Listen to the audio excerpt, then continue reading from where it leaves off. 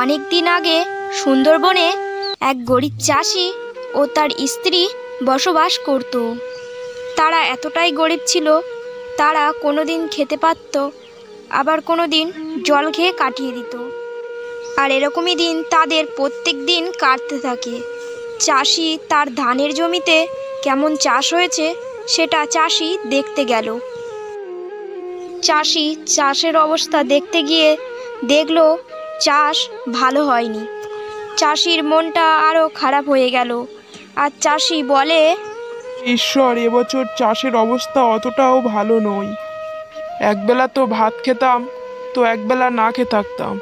এবছর মনে হয় সেটাও আর পাবো না। কি যে করি। চাষি যেই বাড়ির দিকে রওনা দেবে সেই সময় একটি হাঁস ওখানে চলে আসে আর ডাকতে ডাকতে চাষির কাছে আসে। এই হাঁসটিকে নিয়ে বাড়ি যাই, বিকেলবেলা বিক্রি করতে যাব হাটে, যদি দুটো পয়সা আসে। এই হাঁসটাকে তুমি কোথার থেকে নিয়ে এসেছো? এই হাঁসটা কাদের? এই হাঁসটাকে আমি আমার ধান জমিতে পেয়েছি, তাই ভাবলাম নিয়ে চলে যাই। এই হাঁসটা কাল বিকেলে বেচে দেবো, আর যদি কিছু টাকা আসে।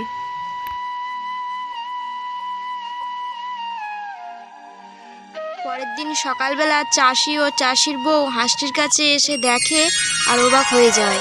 আর তারা এসে দেখলো হাঁসটি একটি সোনার ডিম পেড়েছে। কি দেখছি?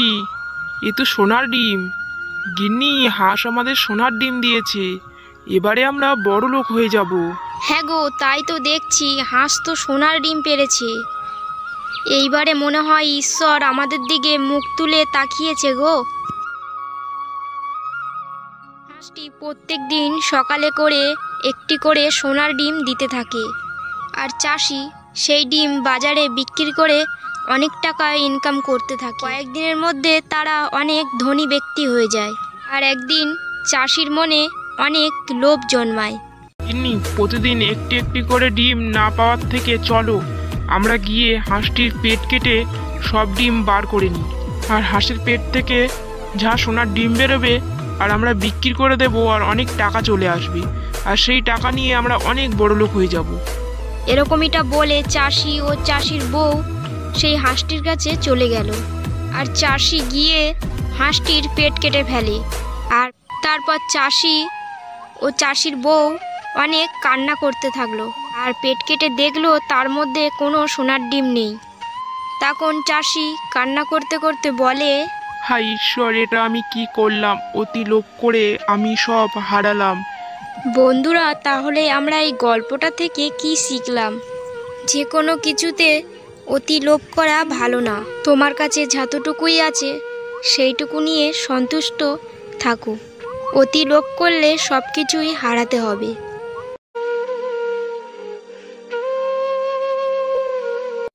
হ্যালো বন্ধুরা, আপনারা যদি আমাদের চ্যানেলে নতুন হয়ে থাকেন অবশ্যই আমাদের চ্যানেলটাকে সাবস্ক্রাইব করে রাখবেন। আপনার একটি সাবস্ক্রাইব আমাদেরকে আরও বেশি কার্টুন বানাতে উৎসাহিত করবে।